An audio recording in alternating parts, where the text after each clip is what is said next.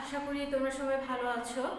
আজকে তোমাদের যে বিষয় নিয়ে আলোচনা করব সেটা হচ্ছে নবম শ্রেণীর রসায়ন তৃতীয় অধ্যায় পদার্থের গঠন। চলো শুরু করা যাক।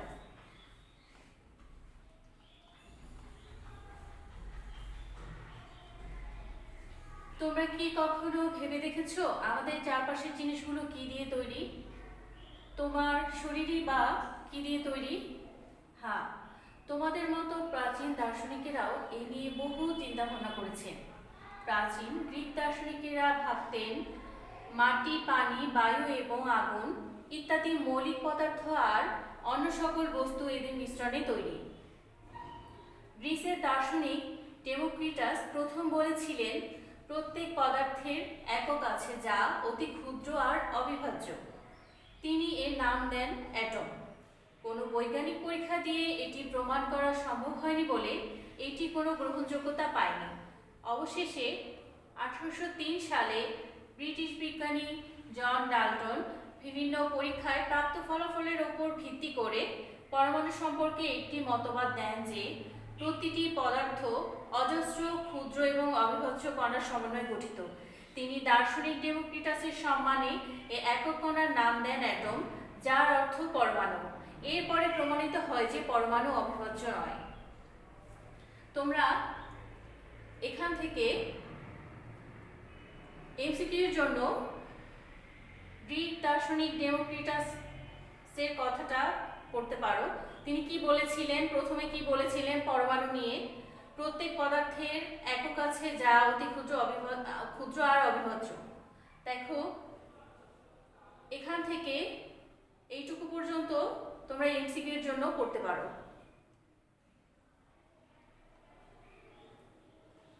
এদের ভাঙলে পরমাণুর চেয়েও ক্ষুদ্র কণিকা, ইলেকট্রন, প্রোটন, নিউট্রন ইত্যাদি পাওয়া যায়।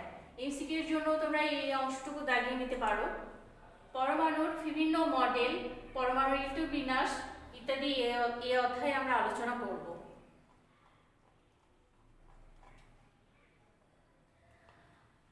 এবার আসি আমরা মৌলিক এবং যৌগিক পদার্থ নিয়ে আলোচনা করব। পদার্থ পদার্থ কি সেটা তোমাদের গত অধ্যায়ে বলেছি, তারপরে আবার বলি। যার নির্দিষ্ট ভর আছে এবং স্থান দখল করে সেটাই হচ্ছে পদার্থ। তো পদার্থের গঠনের উপরে ভিত্তি করে পদার্থকে দুই ভাগে ভাগ করা হয়েছে, মৌলিক পদার্থ এবং যৌগিক পদার্থ। মৌলিক পদার্থ কি? তোমরা নিশ্চয়ই সোনা, রূপা বা লোহা দেখেছো। বিশুদ্ধ সোনাকে তুমি যতই ভাঙো না কেন সেখানে সোনা ছাড়া আর কিছুই পাবে না। রূপা এবং লোহার ক্ষেত্রেও একই কথা প্রযোজ্য। যে পদার্থকে ভাঙলে সেই পদার্থ ছাড়া অন্য কোনো পদার্থ পাওয়া যায় না তাকে মৌল বা মৌলিক পদার্থ বলে। তাহলে মৌল বা মৌলিক পদার্থ কাকে বলে সেই সংজ্ঞাটা তোমরা এখান থেকে লিখে নিতে পারো। এরকম আরও কিছু মৌলের উদাহরণ হলো nitrogen, phosphorus, carbon, oxygen, helium, calcium, argon, magnesium, sulphur ইত্যাদি। এ পর্যন্ত 118টি মৌল আবিষ্কৃত হয়েছে। এগুলোর মধ্যে 98টি মৌল প্রকৃতিতে পাওয়া যায়, বাকি মৌলগুলো গবেষণাগারে তৈরি করা হয়েছে। এগুলোকে কৃত্রিম মৌল বলে। তুমি কি জানো তোমার শরীরে মোট 26 ধরনের বিভিন্ন মৌল আছে? এখান থেকে এমসিকিউর জন্য 118টি মৌল আবিষ্কৃত হয়েছে, এটা দাগিয়ে নিবে। 98টি মৌল প্রকৃতিতে পাওয়া যায়, এটা দাগিয়ে নিবে। কৃত্রিম মৌল কাকে বলে এটা দাগিয়ে নিতে পারো, এবং তোমার শরীরে কয় ধরনের বিভিন্ন মৌল আছে এটা দাগিয়ে নিতে পারো। এবার যৌগিক পদার্থ। তোমরা জেনেছো যে মৌলিক পদার্থকে ভাঙলে শুধু ওই পদার্থই পাওয়া যাবে। পানিকে যদি ভাঙা হয় অর্থাৎ রাসায়নিকভাবে বিশ্লেষণ করা যায় তবে কিন্তু দুটি ভিন্ন মৌল হাইড্রোজেন ও অক্সিজেন পাওয়া যায়। আবার লেখার চকে যদি ভাঙা যায় তাহলে সেখানে ক্যালসিয়াম, কার্বন, অক্সিজেন এই তিনটি মৌল পাওয়া যাবে। যে সকল পদার্থকে ভাঙলে দুই বা দুইয়ের অধিক মৌল পাওয়া যায় তাদেরকে যৌগিক পদার্থ বলে। অর্থাৎ যৌগিক পদার্থ হলো একাধিক মৌলিক পদার্থের সমন্বয়। যৌগের মধ্যে মৌলসমূহের সংখ্যার অনুপাত সবসময় একই থাকে। যেমন যেখান থেকে পানির নমুনা সংগ্রহ করা হোক না কেন, রাসায়নিকভাবে বিশ্লেষণ করা হলে সবসময় 2 ভাগ হাইড্রোজেন এবং 1 ভাগ অক্সিজেন পাওয়া যাবে। অর্থাৎ পানিতে হাইড্রোজেন এবং অক্সিজেনের পরমাণুর সংখ্যার অনুপাত 2:1। যৌগের ধর্ম কিন্তু মৌলসমূহের ধর্ম থেকে সম্পূর্ণ আলাদা। যেমন সাধারণ তাপমাত্রায় হাইড্রোজেন ও অক্সিজেন গ্যাসীয়, কিন্তু এদের থেকে উৎপন্ন যৌগ পানি সাধারণ তাপমাত্রায় তরল। পরমাণু ও অণু। পরমাণু কি? পরমাণু হলো মৌলিক পদার্থের ক্ষুদ্রতম কণা, যার মধ্যে মৌলের গুণাগুণ থাকে। অর্থাৎ আমরা মৌলিক পদার্থের সংজ্ঞাতে পড়েছি, মৌলিক পদার্থকে ভাঙলে ওই পদার্থ ব্যতীত অন্য কোনো পদার্থ পাওয়া যাবে না। আর মৌলিক পদার্থকে ভেঙে যে ক্ষুদ্র কণিকা পাওয়া যায় সেই কণিকার নাম হচ্ছে পরমাণু। যেমন নাইট্রোজেনের পরমাণুতে নাইট্রোজেনের ধর্ম বিদ্যমান, আর অক্সিজেনের পরমাণুতে অক্সিজেনের ধর্ম বিদ্যমান। 2 বা 2 এর অধিক সংখ্যক পরমাণু পরস্পরের সাথে রাসায়নিক বন্ধনের মাধ্যমে যুক্ত থাকলে তাকে অণু বলে। অর্থাৎ অণু হচ্ছে একাধিক পরমাণুর সমন্বয়। রাসায়নিক বন্ধন সম্পর্কে তোমরা পঞ্চম অধ্যায়ে বিস্তারিত জানবে। 2টি অক্সিজেন পরমাণু পরস্পরের সাথে যুক্ত হয়ে অক্সিজেন অণু গঠিত হয়। আবার একটি কার্বন পরমাণু 2টি অক্সিজেন পরমাণুর সাথে যুক্ত হয়ে একটি কার্বন ডাই অক্সাইড অণু গঠিত হয়। আমরা জানি আমরা শ্বাস প্রশ্বাসে অক্সিজেন গ্রহণ করি আর কার্বন ডাই অক্সাইড ত্যাগ করি। অক্সিজেন একটি মৌলিক পদার্থ, কার্বন ডাই অক্সাইড একটি যৌগিক পদার্থ। একই মৌলের একাধিক পরমাণু পরস্পরের সাথে যুক্ত হলে তাকে মৌলের অণু বলে। তাহলে অণু কাকে বলে তোমরা এখান থেকে দাগিয়ে নিতে পারো। যেমন O2 হচ্ছে 2টো অক্সিজেন পরমাণুর সমন্বয়। ভিন্ন ভিন্ন মৌলের পরমাণু পরস্পর যুক্ত হলে তাকে যৌগের অণু বলে। যেমন কার্বন ডাই অক্সাইড, এখানে কার্বন একটি মৌল, অক্সিজেন একটি মৌল। কার্বনের এখানে একটি পরমাণু আছে, অক্সিজেনের 2টি পরমাণু আছে। কার্বনের একটি পরমাণু অক্সিজেনের 2টি পরমাণুর সাথে যুক্ত হয়ে কার্বন ডাই অক্সাইড গঠিত হয়েছে। এবার মৌলের প্রতীক। কোন মৌলের ইংরেজি বা ল্যাটিন নামের সংক্ষিপ্ত রূপকে প্রতীক বলে। অর্থাৎ আমরা মৌলিক পদার্থ পড়েছি, পরমাণু পড়েছি, আর প্রতীকটা কি? মৌলিক পদার্থের লেখার সংক্ষিপ্ত রূপ। প্রত্যেকটি মৌলকে সংক্ষেপে প্রকাশ করতে তাদের আলাদা আলাদা প্রতীক ব্যবহার করা হয়। এক এক মৌলের এক এক নাম, এজন্য তাদের প্রতীকও এক এক রকম। মৌলের প্রতীক লিখতে কিছু নিয়ম অনুসরণ করতে হয়। মৌলের ইংরেজি নামের প্রথম অক্ষর দিয়ে প্রতীক লেখা হয় এবং তা ইংরেজি বর্ণমালার বড় হাতের অক্ষর দিয়ে প্রকাশ করা হয়। যেমন এখানে দেখো হাইড্রোজেনের প্রথম অক্ষর H, এই জন্য প্রতীক লেখার সময় বড় হাতের অক্ষর H ব্যবহার করা হয়েছে। একইভাবে অক্সিজেনের জন্য O, নাইট্রোজেনের জন্য M ব্যবহার করা হয়েছে। এরপরে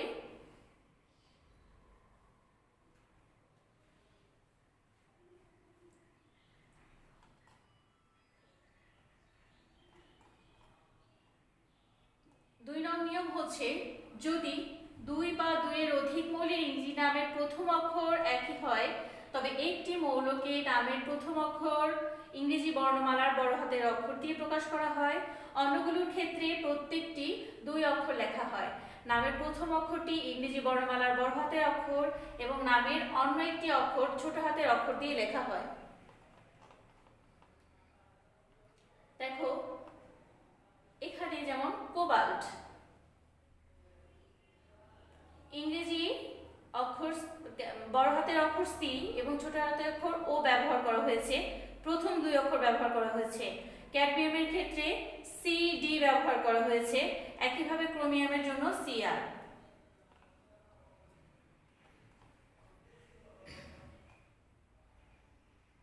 কিছু মৌলের প্রতীক তাদের ল্যাটিন নাম থেকে দেওয়া হয়েছে। যেমন সোডিয়ামের ল্যাটিন নাম হচ্ছে নাট্রিয়াম, যার প্রতীক হচ্ছে Na। কপারের কিউপ্রাম, যার প্রতীক হচ্ছে Cu। পটাশিয়ামের ক্যালিয়াম, যার প্রতীক হচ্ছে K। সিলভারের আর্জিটাম, যার প্রতীক হচ্ছে Ag। টিনের স্ট্যানাম, যার প্রতীক হচ্ছে Sn। অ্যান্টিমনি স্টিবিয়াম, যার প্রতীক হচ্ছে Sb। গোল্ড অরাম যার প্রতীক হচ্ছে AU, লেড প্লাম্বাম যার প্রতীক হচ্ছে PB, টাংস্টেন ওলফ্রাম যার প্রতীক হচ্ছে W, আয়রন ফেরাম যার প্রতীক হচ্ছে Fe, মার্কারি হাইড্রোজাইরাম যার প্রতীক হচ্ছে Ag।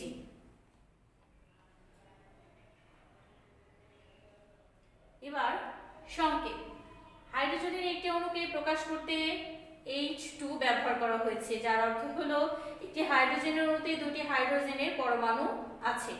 আবার পানির একটি অণুকে প্রকাশ করতে H2O ব্যবহার করা হয়, এর অর্থ হচ্ছে পানির একটি অণুতে দুটি হাইড্রোজেন এবং একটি অক্সিজেন পরমাণু থাকে।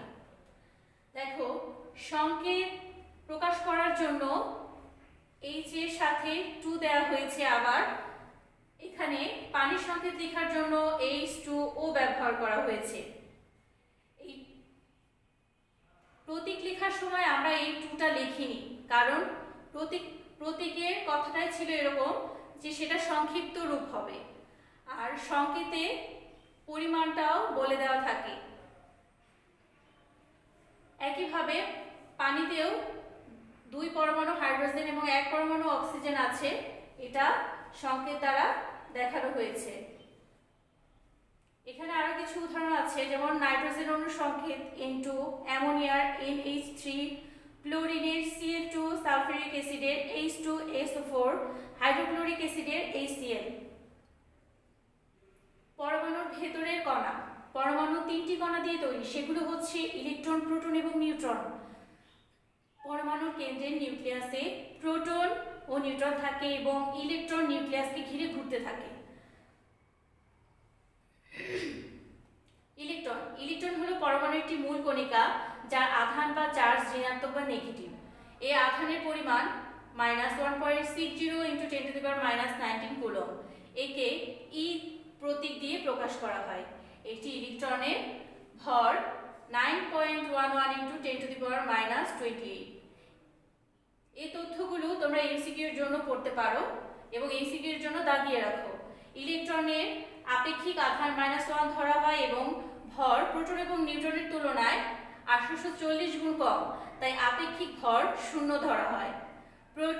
প্রোটন হলো পরমাণুর একটি মূল কণিকা, যার চার্জ বা আধান ঋণাত্মক বা পজিটিভ। এই আধানের পরিমাণ +1.60 × 10⁻⁻19 কুলম্ব। একে P প্রতীক দিয়ে প্রকাশ করা হয়। একটি প্রোটনের ভর 1.67 × 10⁻⁻24 গ্রাম। প্রোটনের আপেক্ষিক আধান +1 এবং আপেক্ষিক ভর 1 ধরা হয়। এখানে একটা টেবিলের সাহায্যে তোমাদেরকে দেখিয়ে দেওয়া হয়েছে মৌলিক পদার্থের কণিকা সমূহের নাম, প্রতীক, প্রকৃত আধান বা চার্জ কত, প্রকৃত ভর কত, আপেক্ষিক আধান কত, আপেক্ষিক ভর কত। এই চারটি তোমরা এমসিকিউ এর জন্য মুখস্থ করবে। নিউট্রন হলো পরমাণুর আরেকটি মূল কণিকা, যার কোনো আধান নেই বা চার্জ নেই। নিউট্রাল থেকে নিউট্রন, অর্থাৎ যে কোনো চার্জ কিংবা আধান প্রদর্শন করবে না। হাইড্রোজেন ছাড়া সকল মৌলের পরমাণুতেই নিউট্রন রয়েছে। একে N প্রতীক দিয়ে প্রকাশ করা হয়। এর ভর প্রোটনের ভরের চেয়ে সামান্য বেশি। নিউট্রনের আপেক্ষিক আধান 0 আর আপেক্ষিক ভর 1 ধরা হয়। তো বন্ধুরা, আমরা এতক্ষণ যা পড়েছি সেটারই একটা সংক্ষিপ্ত রূপ তোমাদেরকে আমি দেখাতে চাচ্ছি।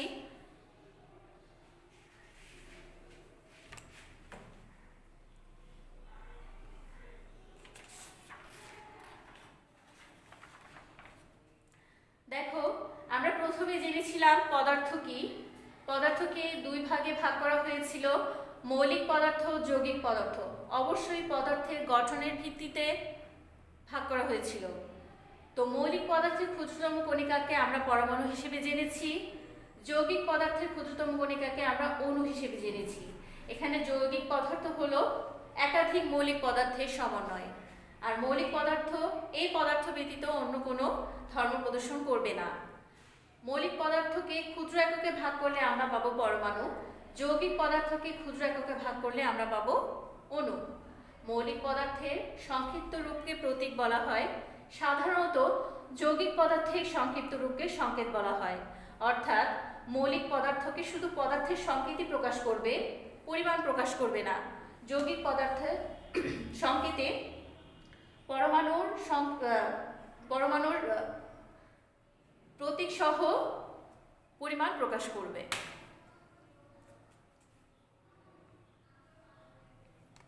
তো আজ এ পর্যন্তই। পরবর্তী ক্লাসে এর পরবর্তী থেকে আমরা আলোচনা করব।